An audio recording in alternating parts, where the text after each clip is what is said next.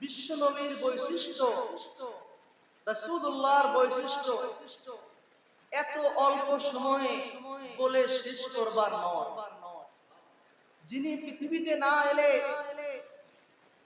যার আদর্শ পৃথিবীতে বাস্তবিত না হলে এই পৃথিবীটা পশুর চরণ ক্ষেত্রে পরিণত হতো। যিনি পৃথিবীতে না আসলে, যার আদর্শ এই পৃথিবীতে বাস্তবায়িত না হলে এই পৃথিবীটাকে মানব সম্প্রদায়ের বসবাসযোগ্য মানব বসতি হিসেবে গ্রহণ করা হতো না।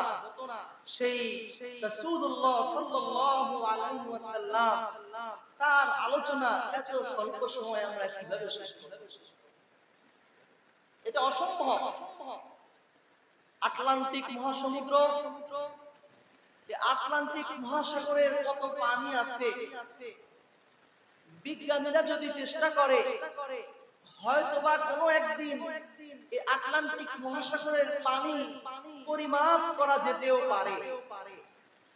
আটলান্টিক মহাসাগরের মহাসমুদ্রের তলদেশে বিজ্ঞানীরা যেতেও পারে, কোথাও কোথাও তো গিয়েছেও।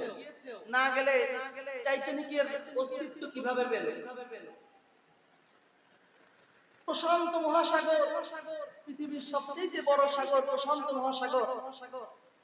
মানুষ যদি চেষ্টা করে হয়তোবা কোনোদিন বিজ্ঞানীরা হয়তোবা এই প্রশান্ত মহাসাগরের তলদেশে যেতেও পারে।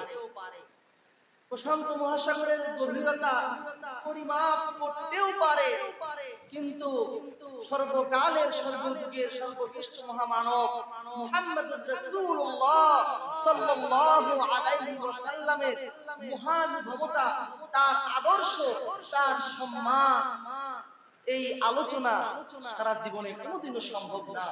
এই পৃথিবীর সমস্ত মানুষ যদি একসাথে হয়েও, এই পৃথিবীর মানুষ যদি কিয়ামত পর্যন্ত চেষ্টা করে, তারপরও তার মহান ভবতা, তার আদর্শ, তার বিশালতা, তার ভালোবাসার বয়ান কোনোদিনও শেষ করতে পারবে না। সুবহানাল্লাহ। আল্লাহ রাসূল সাল্লাল্লাহু আলাইহি ওয়াসাল্লাম তিনি কেমন মানুষ ছিলেন, তিনি কেমন মহামানব ছিলেন, তাকে আল্লাহ রাব্বুল আলামিন কোন সময়ে পৃথিবীতে প্রেরণ করেছিলেন? তিনি এমন সময় পৃথিবীতে এসেছিলেন যখন মানুষের ভিতরে মনুষ্যত্ব বলতে কিছু ছিল না। জৈবিক চাহিদা পূরণ করার জন্য একটা নারী দরকার। এই নারীটা কার মেয়ে, কার স্ত্রী, কার মা, এগুলো এগুলো জানার কোনো প্রয়োজন বোধ তারা করতো না। এগুলার কোনো খোঁজ খবর নিত না। মনুষ্যত্ব পশুত্বের চেয়েও নিকৃষ্টে চলে গিয়েছিল। শুধু তাই নয়, মানুষ বিক্রি করত, মানুষ কেনা বেচা হতো। গৃহস্বামী দাসী ক্রয় করত, এই দাসী ক্রয় করে দাসীকে ভোগ করত, গর্ভবতী করত। এরপরে এই গর্ভের বয়স যখন 7 মাস বা 8 মাস বা 9 মাস হতো, এরপরে বন্ধুদেরকে ডেকে নিয়ে ড্রয়িং রুমে এই মহিলাকে, গর্ভবতী মহিলাকে উলঙ্গ করে জীবন্ত অবস্থায় তার পেট চিরে বাচ্চাকে বের করে রেখে দিত। এক পাশে মা কিভাবে ছটফট করতে করতে মারা যাচ্ছে, আরেক পাশে বাচ্চা কিভাবে ছটফট করতে করতে মারা যাচ্ছে, এই দৃশ্য দেখে তারা পৈশাচিক অট্ট হাসিতে মেতে উঠল। এমন একটা অবস্থা ছিল যখন এই পৃথিবী নো টার্ন, যখন এই পৃথিবী নো রিটার্ন পয়েন্টে যখন পৌঁছে গিয়েছিল, মানুষ কোন এই পৃথিবী আর সামনের দিকে এগোবে বলে কোনো আর মনে হচ্ছিল না। হয়তো এই পৃথিবী ধ্বংস হয়ে যাবে, নয়তোবা নতুন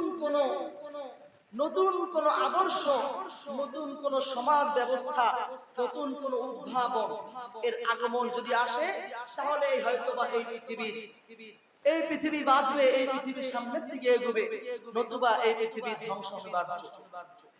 ঠিক এমন একটা মুহূর্তে আল্লাহ রাব্বুল আলামিন পাঠালেন সর্বকালের সর্বযুগের সর্বশ্রেষ্ঠ মহামানব মুহাম্মাদুর রাসূলুল্লাহ সাল্লাল্লাহু আলাইহি ওয়াসাল্লাম। আর আল্লাহ রাব্বুল আলামিন ঘোষণা করে দিলেন, ওয়ামা আরসালনাকা ইল্লা রাহমাতাল লিল আলামিন।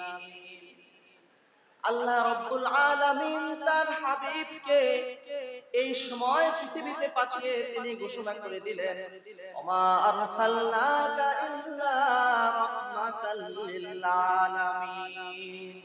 হে রাসূল, আমি আপনাকে আমার পক্ষ থেকে আমি মানুষের জন্য করুণার মুক্ত প্রতীক হিসেবে প্রেরণ করে দিয়েছি। আমি আপনাকে আমার পক্ষ থেকে আমার করুণার মুক্ত প্রতীক, আপনাকে আমি করুণা স্বরূপ রহমত স্বরূপ এই পৃথিবীর জন্য, এই জগৎবাসীর জন্য, সারা পৃথিবীর জন্য রহমত হিসেবে প্রেরণ করেছি। ওমা আরসালনাকা ইল্লা রাহমাতাল লিল আলামিন।